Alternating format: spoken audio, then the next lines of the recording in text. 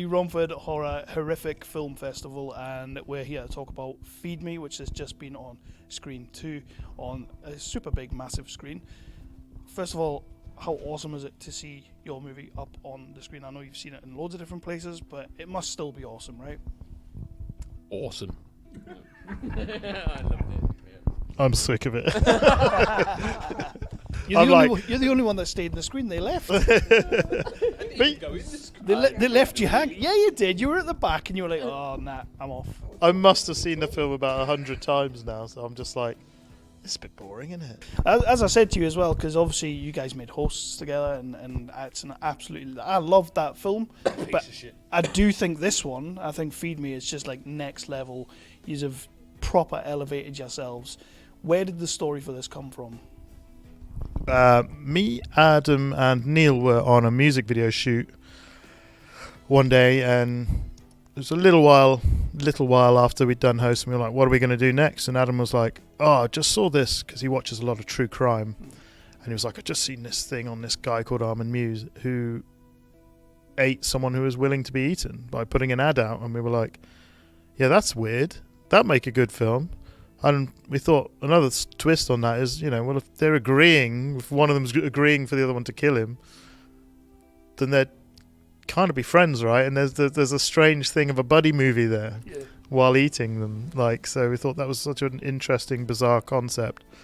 But we also thought it's so bizarre, even though it happened in real life, that we couldn't do it seriously because no one would believe it, even though it's happened. So we kind of went the stupid route. You didn't go the stupid route. It's a little bit serious. It's a little bit serious. And obviously, Christopher, I've not met you yet. I've not had the pleasure of meeting you yet. And met you today now. Why would you get involved with these morons? Well, I mean, we've worked together on 2 other films beforehand.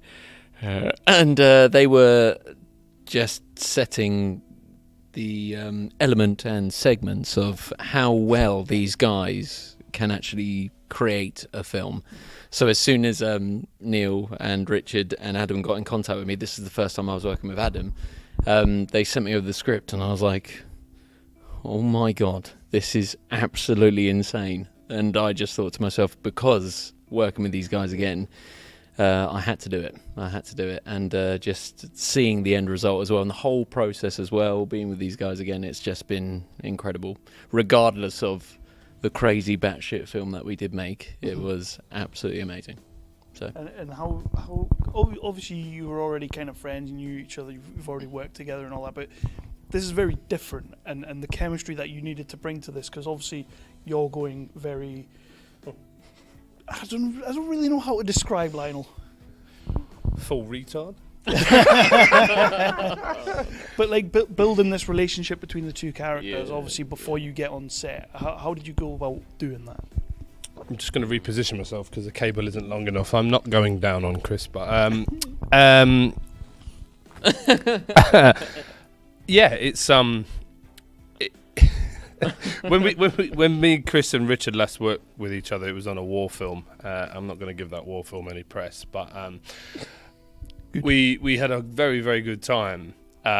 Just because Chris's energy on set is just constantly at 150 with keeping spirits high, comedy, funny voices, all that kind of stuff. So in between takes, as serious as it is, we're just always there laughing and joking, and Rich is in hysterics trying to hold a camera, trying to shoot some stuff, and I'm there wetting myself as well while Chris is doing his impressions and things like that. So we'd already had, like you say, this kind of relationship. We're all very good friends, but bringing this kind of story to life with the believability of them being friends was easy enough because it happens already in real life, but there is a serious tone there where we needed to kind of convince the audience of that this would happen. I think a lot of people have skipped over the fact that this wouldn't happen, he wouldn't go into this house and do all that, but when you're at the lowest point in your life, you do sort of take influence from probably the worst people, but it doesn't deny that there's a relationship there, and we are good friends in it. You see in the bathtub scene, we are there's a warmth between us, and we didn't really need to do much research. We always like get on and Well, I mean, we were kind of beforehand going like, okay, because this is quite character-wise, like sort of very dark characters as well. Someone who's lost, everything, and then the other person who's been through traumatic stuff as a child, all the way through growing up. The reason why he's this person. We were thinking to ourselves, okay, let's be serious on set. Let's try our best to keep this, sort of going and stuff. And I think on the first day, we were literally like, we're good, ready to go. And then we just went straight into our ways again, and we because we're so used to again like how our characters are itself. But it was when I'd said to Chris, "It's like, oh, let's have a little Skype as an official producer." I said to him, I said to Rich Adam, I said, look, I'm gonna do some work with Chris over Skype because COVID was just coming out of that end, and I was like to Chris, I'm approaching this script very differently to how I usually am. So I'm going to delve in and do a bit of like Meisner / Mamet and just go a little bit further than what I would usually do because it's a different role to what I'd usually play. Still the unhingedness there and blah, blah, blah. And Chris was like, yes, my man. I'm definitely, I will, definitely, don't worry. Yep. And I'm like, so in between takes, I might not be as fun as I used to be. And like Chris said, straight out the window. Goodbye. On the first day. We tried it though, didn't we? Because it took such a different thing because what Rich and Adam wanted me to bring, I started bringing that. I started bringing Pointing at me. Yeah. And it just became something different. And then we worked very well together with our... just literally we're doing the darkest scene possible, like about his wife being dead or like about my mother or my goldfish. And then next minute you have to come out and have a laugh. And then I think at one point I was in a dress on a table trying to boost spirits because we'd done hour 23. Yeah, you tried to mimic the picture, didn't you? So it was... I came out from shooting a scene in the bathroom and Neal's just on the table and I'm like... Well, there's that. But then, what's that like for you and Adam trying to? Because obviously you're saying you have to have those moments of levity between the takes and all that, but then you then have to get them back to that point of being serious. And some of your scenes are extremely just like you're there, intense as I don't want to swear, but intense as hell. So how do you, as a director, manage to get these two clowns back to that? I think a lot of the time... And I say that respectfully. I think... I say that literally. To be honest, bar a couple of scenes, I think you could kind of snap in and out. I think you were very good at that. The scene with the smashing up the kitchen, I think you were kind of stuck in that for about another hour. We had one take, so there was a lot set up. We couldn't... Sorry. Yeah, the kitchen scene was it was a huge setup and only one take because once you've smashed up a kitchen that isn't really yours anyway, you can't reset and go back. So that was all I was going to say. Yeah, so that took you a little while. You really poured everything into that, and that took you a little while to come back out of. I think after that you were kind of stuck in that moment for a bit, which is great because you kind of went full on into it. But other than that, I think you could switch back and forth. But also, Adam kind of dealt more with the guys on the script and stuff like that. So whereas I kind of visually directed and kind of blocking and stuff like that. So that's not to take away from what Adam helped you with talking you through the emotions and things like that of getting you into character. It does remind me, I don't know if you've heard this one, but Adam came to me and he was like, Chris is funny. And I went, why? And he went, well, I walked up to him and I was like, right, this you said to Adam was like, so how am I feeling in this scene? And Adam was like, well, this is where you've lost your wife and you're kind of at your wit's end, you're kind of plummeting into this hole of self-destruction, and there's just all of that as well as the fear of losing your life but wanting to and others. And then you just went, so sad.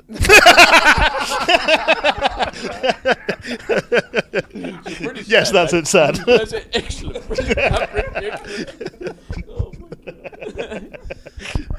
A little bit on the technical aspect, because I've been watching the Dark Fable media for years, and you guys know that I've been following you and all that. And sorry about that. I know. And your YouTube videos right back at the start used to show a bit of that, and that was all cool and all that. But how do you go about cutting someone up to eat them and making those scenes look believable and like the technical side of it?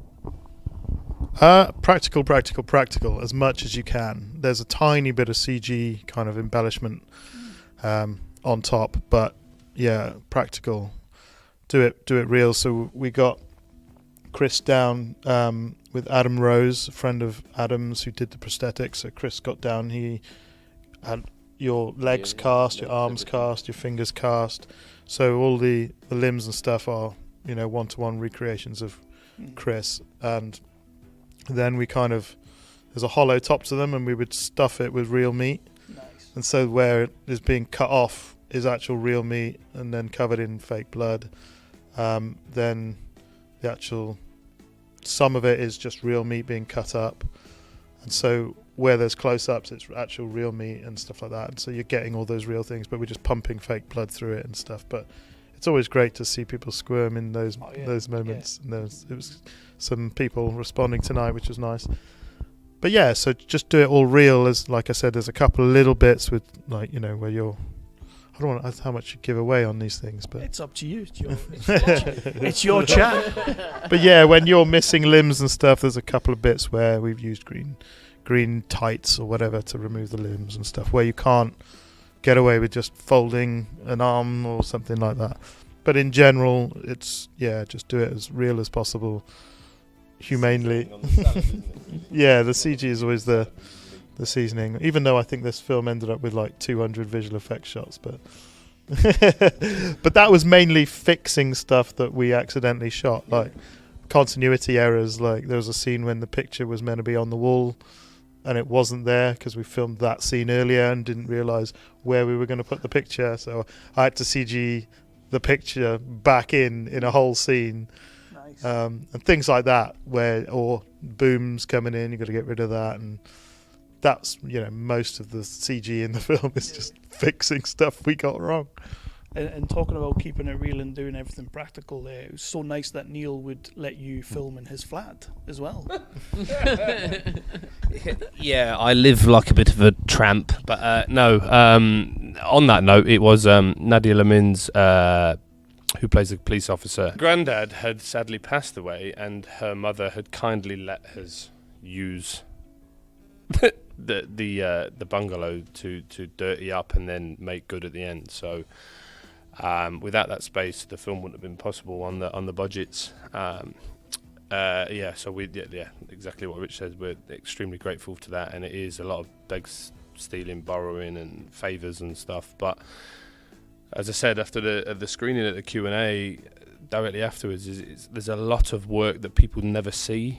If you watch a Marvel film, and I like Marvel films, don't get me wrong, but you watch a film with a big budget, there's people there with like 4, 5, 6 months worth of work, and they're doing their job and they're getting a wage. When you get a budget for an indie film, it relies on the passion that everybody has, right down from directors, producers, all the way down to runners and whatever. And what we did with Hosts and Feed Me is that no one's above anybody. It's always it's a collective. It's such a small team. Everybody is relevant and everybody is worth the same as everybody else. No one's on a higher pay wage. No one's on this. Everybody does their job, and everybody came in and did their job beautifully. And that's why we have a film that is showing at these kind of festivals and then premiering in LA at Beyond Fest and releasing under XYZ. It's a testament to the hard work that's gone in from everybody from ground up. I know there's only 3 of us sat here tonight. Everyone else has got prior commitments, but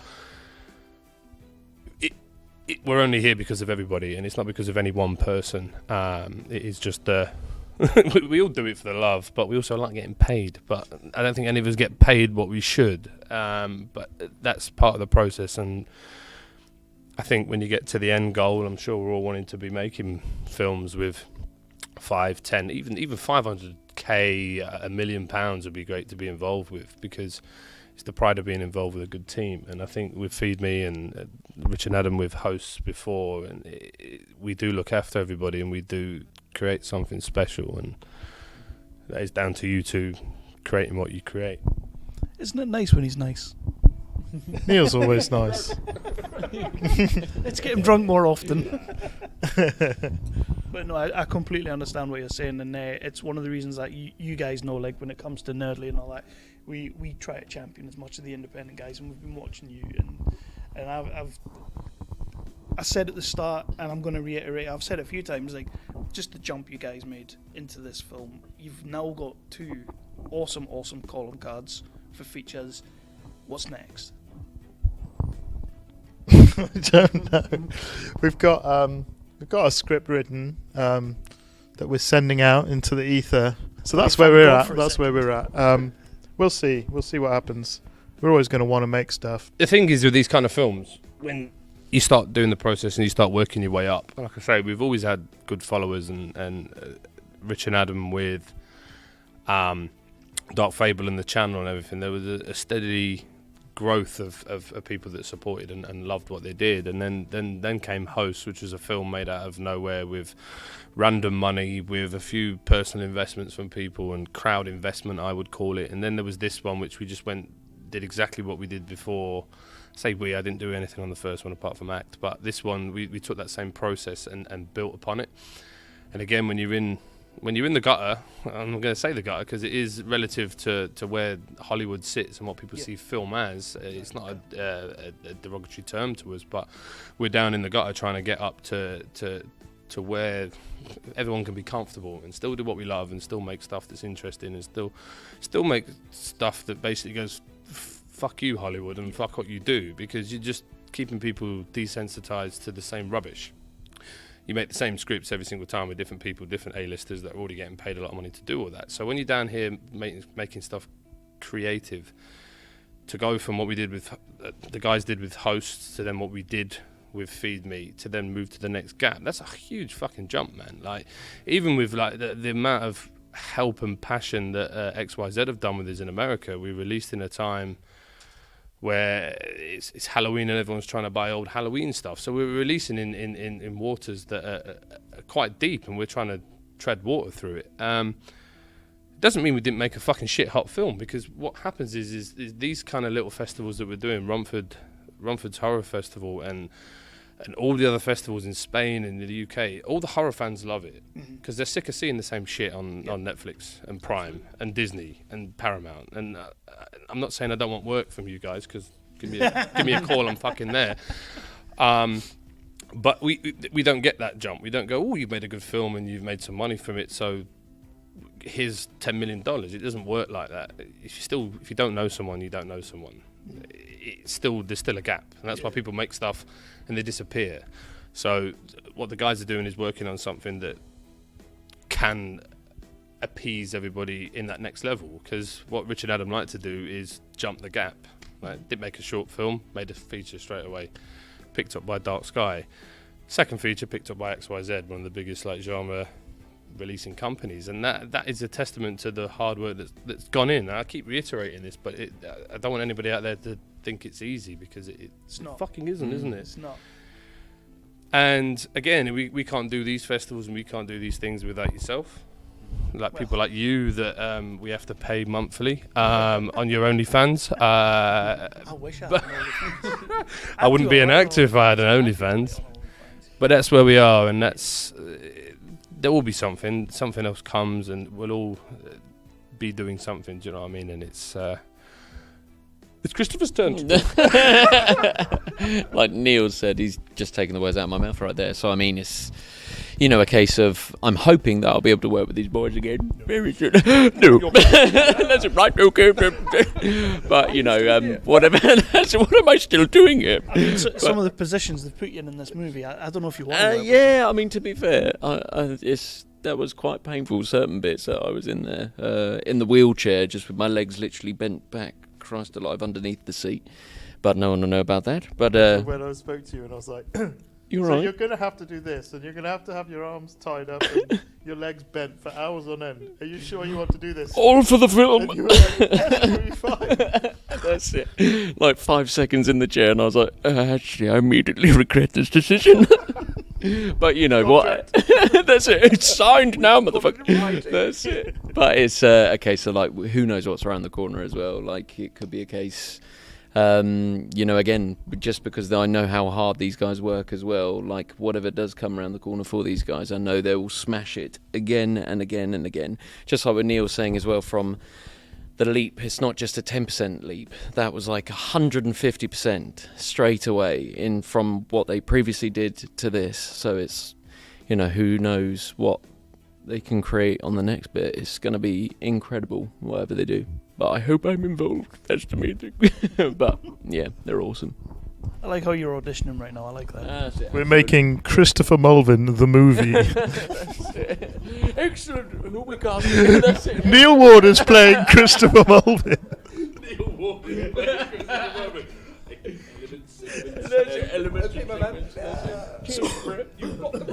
So one thing that I do like to ask, and I have been asking recently, because I've found over the years doing these interviews and all that, you ask a director what it's like when you're watching, or a creator or an actor or a producer or anything like that, what it was like watching it up on a big screen, and they'll tell you all the things that's wrong with it.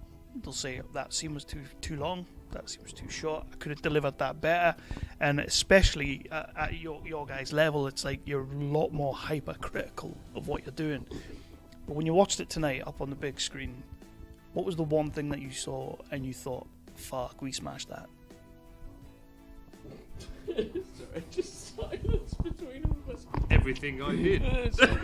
No, I'm joking. Oh dear. I mean, well, something you're super proud of.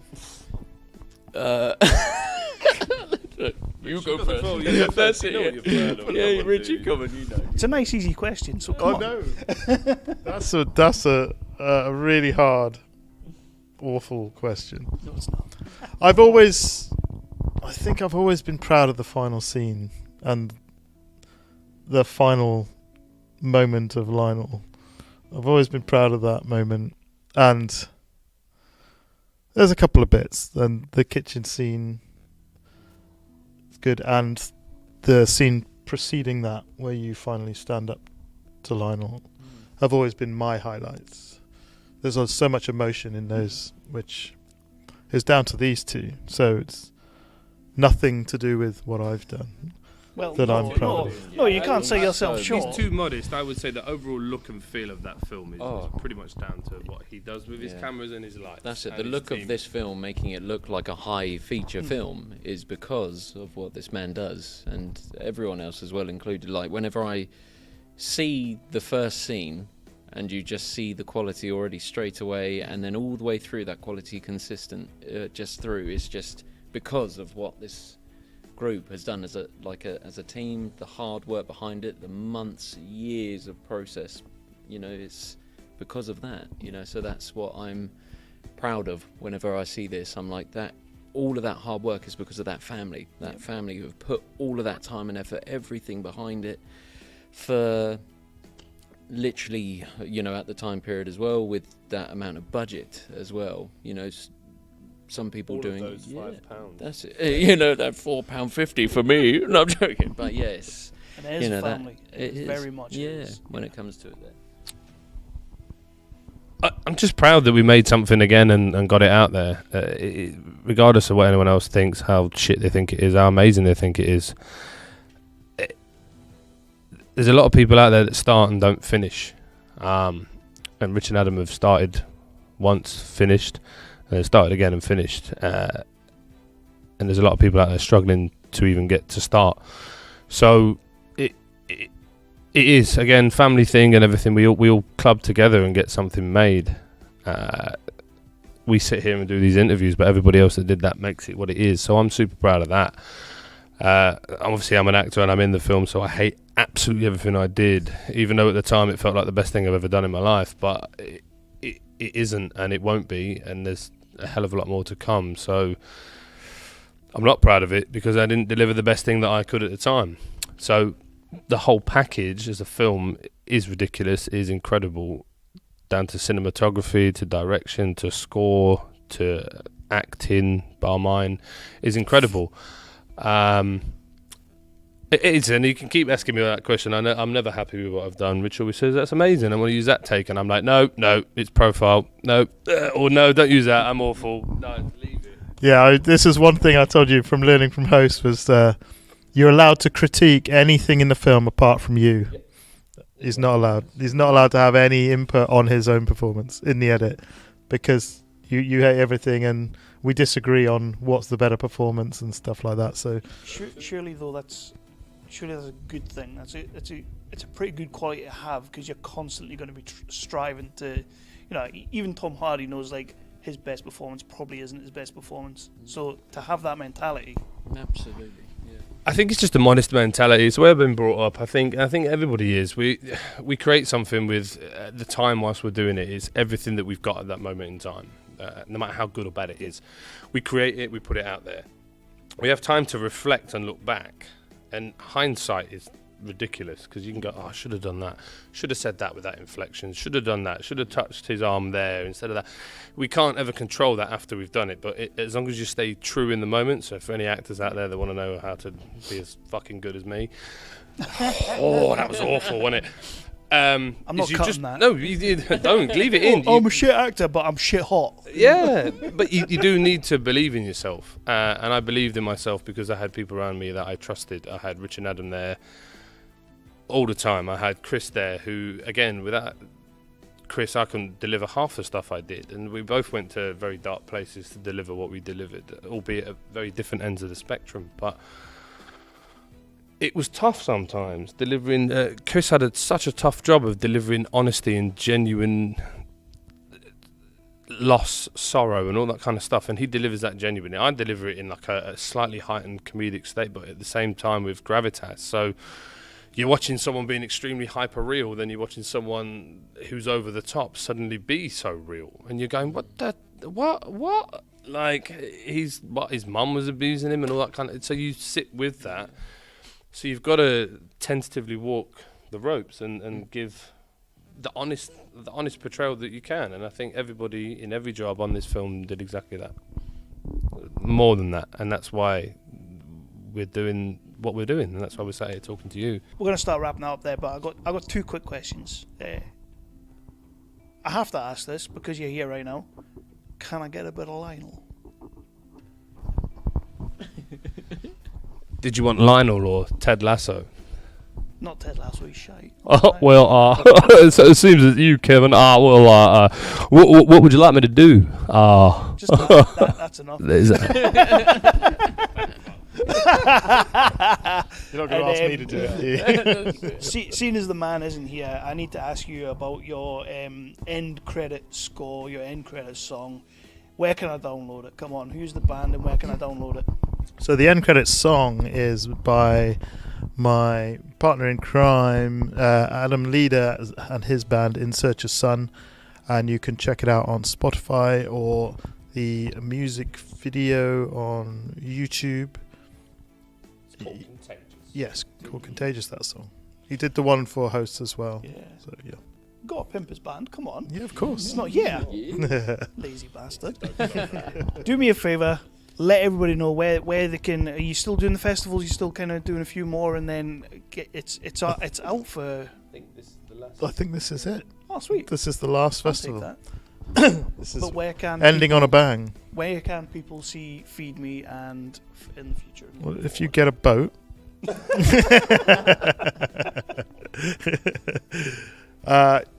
It should be coming out April-May time. April-May time in the UK.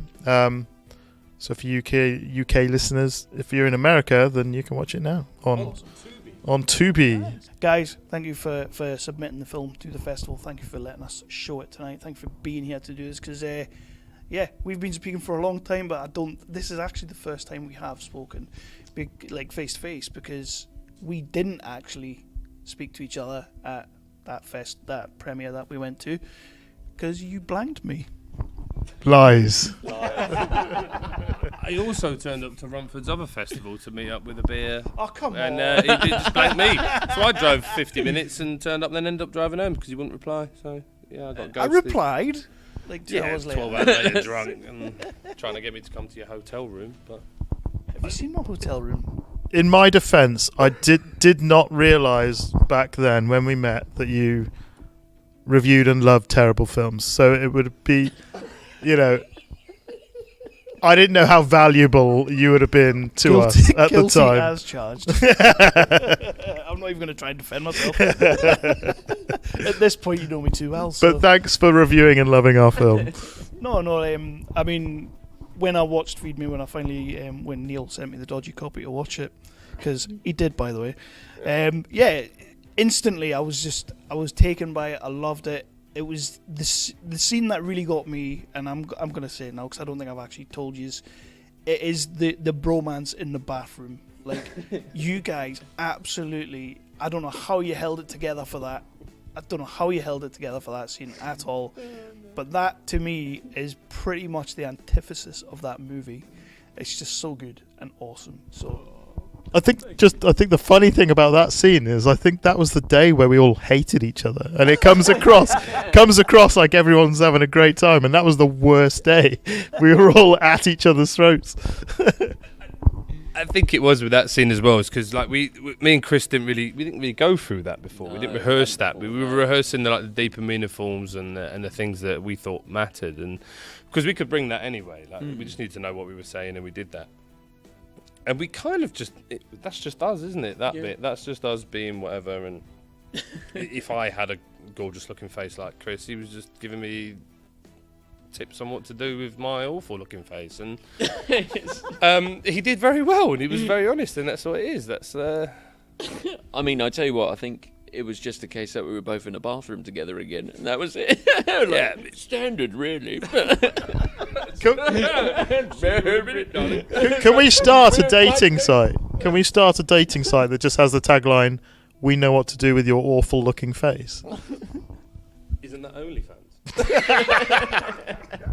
And on that note, we are going to wrap up. So again, thank you for letting us show the movie. Thank you for being here and doing this. And just, it's great to meet you guys face to face. Is there anything you want to say before we go, or can we wrap it up there? Thank you.